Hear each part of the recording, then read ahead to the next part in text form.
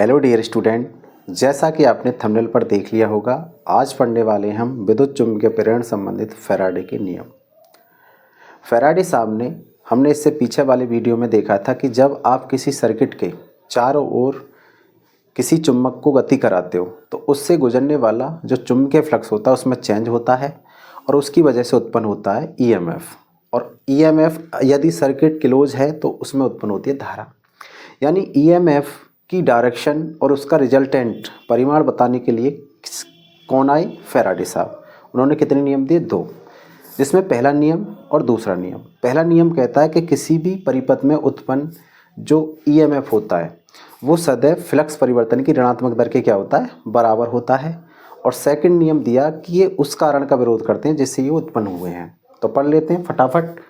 प्रथम नियम आप याद रखोगे, न्यूमैन का नियम भी कहते हैं। टिक मार्का में आ जाता है कि प्रथम नियम को क्या कहते हैं? न्यूमैन का नियम। ठीक है, तो इन्होंने बताया किसी परिपथ में उत्पन्न प्रेरित ईएमएफ यानी ये वाला ई विद्युत वाहक बल परिपथ से बद्ध का मतलब होता है जुड़ा हुआ चुंबकीय फ्लक्स के परिवर्तन की ऋणात्मक दर के क्या होता है? बराबर होता है। दर का मतलब होता है दोस्तों समय से, यानी छोटा सा समय dt, और फ्लक्स परिवर्तन यानी डी फाई। डी का मतलब बहुत स्मॉल सा चेंज किसमें? फ्लक्स में।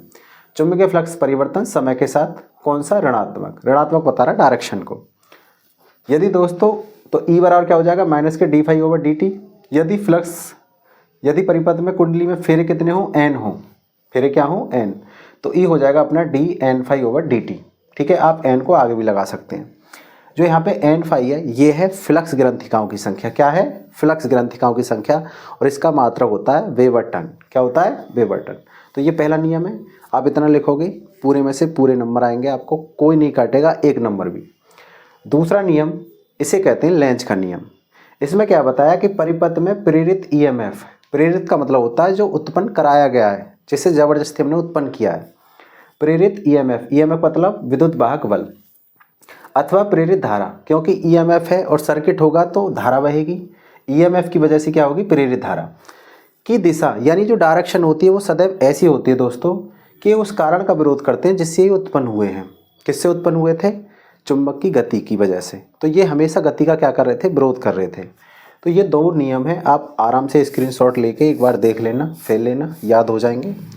तो आई होप, मैं उम्मीद करता हूँ ये आपको वीडियो पसंद आया होगा। अगर ये वीडियो पसंद आया तो आप वीडियो को लाइक करें, और नए हैं तो चैनल को सब्सक्राइब करें। अपना ख्याल रखें, तैयारी करते रहें, खुश रहें। धन्यवाद।